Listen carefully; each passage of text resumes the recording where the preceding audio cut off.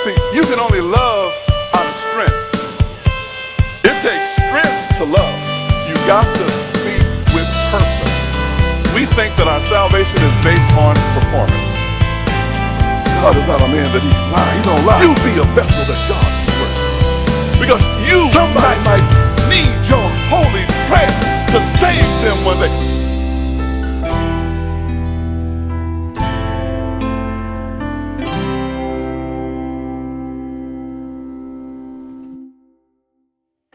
Hi, Dr. Will Wheat here. Today we're going to talk about keys to enduring wealth. Once again, that's keys to enduring wealth. And there, as you know, there are a lot of ideas, a lot of seminars, a lot of books that are written about wealth and enduring wealth. Well, it's my turn. I want to throw my hat in the ring and share some things with you that I believe is very important when it comes to your mental concept of wealth and your relationship with wealth. First thing, the foundational thing that I want to lay first is your relationship with God. I believe that man was made after the image and likeness of God. I believe that's what the scriptures disclose to us, and I believe that the scriptures are correct. So we are the material made by God that can reflect his image. And so we are to reflect or mimic God.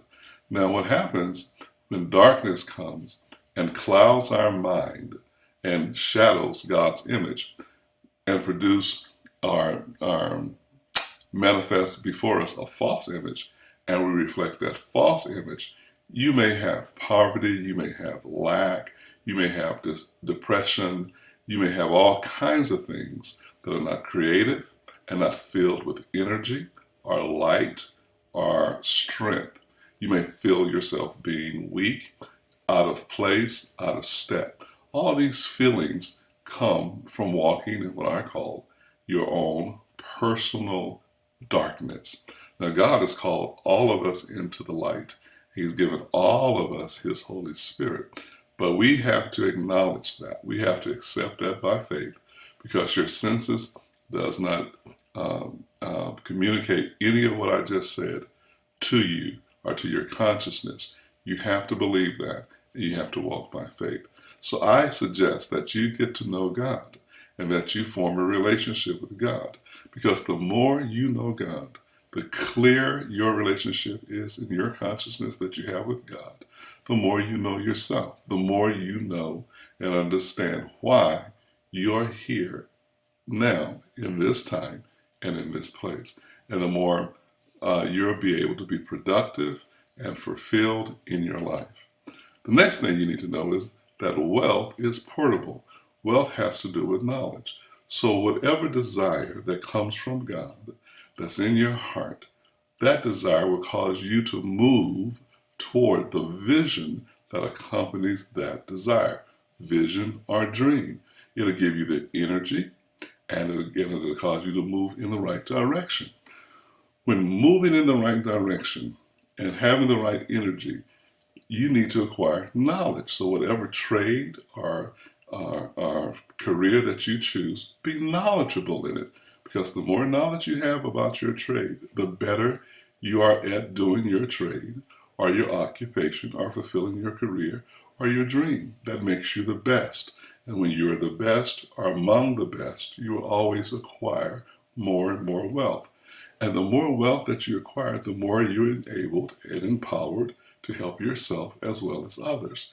Now, some don't think that you're supposed to have wealth. Some think that you're supposed to desire the presence of God and totally neglect the presence that God gives. I believe there's a balance in life. I believe that you first have God's presence, Presence. The first thing that you have and you're enriched with is his presence. When you're enriched with his presence and you're able to worship God and acknowledge God and fellowship with God, God is a giver. He bless you with presence. Presents. So now that you have the presence of God with his presence or his blessings, you can be a blessing to other people. I believe that we as the people of God are to carry this good news And with the wisdom that is accompanied with wealth, our wisdom will be received and acted on and mimicked.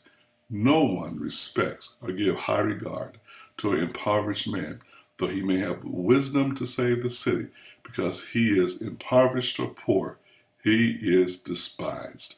We all want to be productive, and we all want to walk in the blessings of God, which is a life that is filled with peace and absent from chaos, a life that can bless ourselves as well as our loved ones, a life that can bless our community.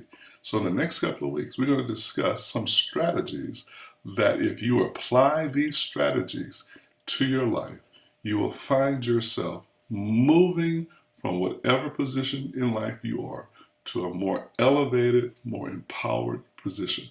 This is my promise to you. Well, this is Dr. Will Wheat, and I will be back with another session on how to acquire and to maintain enduring wealth. See you then. And remember, God has plans for your life, and none of those plans include defeat.